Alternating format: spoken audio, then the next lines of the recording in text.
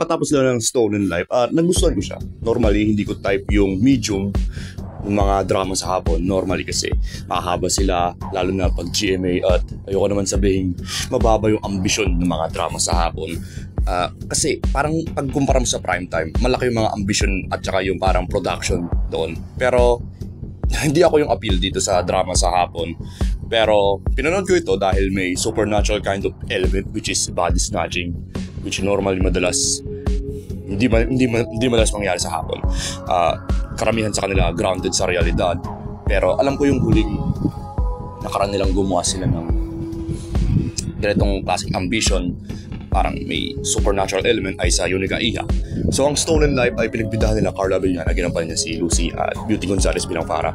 Yung nagustuhan ko dito ay yung mula sa tema ng palabas ay ang iba-ibang range ng pagka-arte nila sa iba-iba nilang karakter.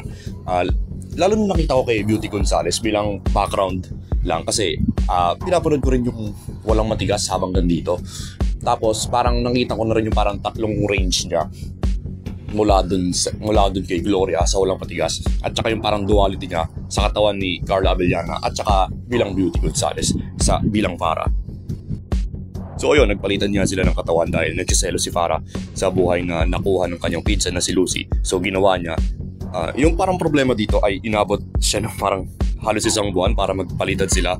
So yung kalahati ng palabas ay parang typical na drama sa hapon. Pero gumanda naman nung kung yung hinatid nila sa title nung habang nagpatuloy sila doon.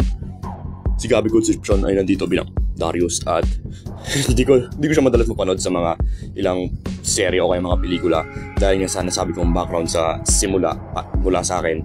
Pero sobrang hina ng karakter niya.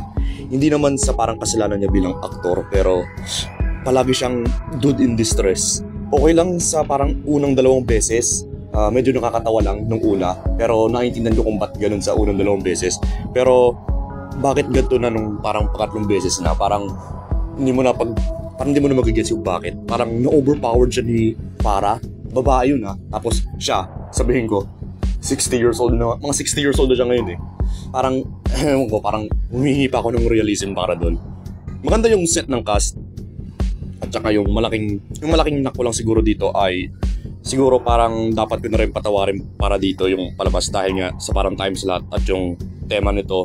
Pero hindi naman gaano kalaki yung budget nito at medyo mababa na rin yung parang standards nito sa cinematography kumpara sa mga ilan nakikita yung high budget na mga primetime na serye.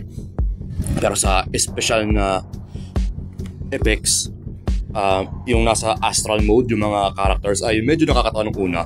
Nung una mo siyang nakita kay William Lorenzo. Pero habang patagal yung palabas, parang medyo nasasanay ka naman at parang medyo di nyo nakakatawa. At parang okay lang naman yung parang pagkagawa. At saka yung parang pag sila tag dito, parang nagta-travel mula ron. Sabihin ko yung parang illusion na ginawa nila doon.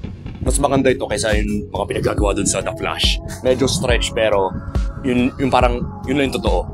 Maganda siya at effective sa intriga. Gusto ko rin yung finale kumpara sa normal na ending ng mga GMA.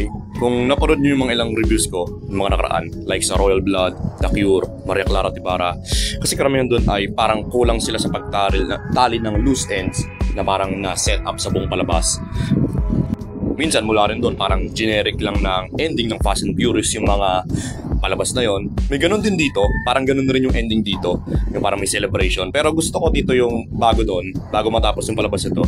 Dito yung parang may ginawa sila sa kontrabida. Pinagbuka kasi siyang generic over the top soap opera drama ng kontrabida. Pero sa bandang huli, mapapaisip ka sa buong karakter niya dahil may parang pagkabalo siya sa simula. I mean, sa batang version ni Farah, parang doon mo na unang napansin. Parang doon pa lang makita mo yung signs sa parang may sakit siya sa ulo. Ewan ko, parang ano bang, hindi ko alam kung sakit ba yun, yung parang matinding pagsiselos. Pero, ayun, parang pinano nila sa ending, parang binigyan pa nila ng mga highlight doon. Kaya parang hindi lang siya parang generic na kontrabida rin kung bakit niya pinaggagawa to. Maganda siya. Gusto ko rin dito ay maikli lang yung teleserye nito, mga 80 episodes. Dahil yun lang talaga yung gusto ko sa mga teleserye. Pero hindi naman bagong groundbreaker.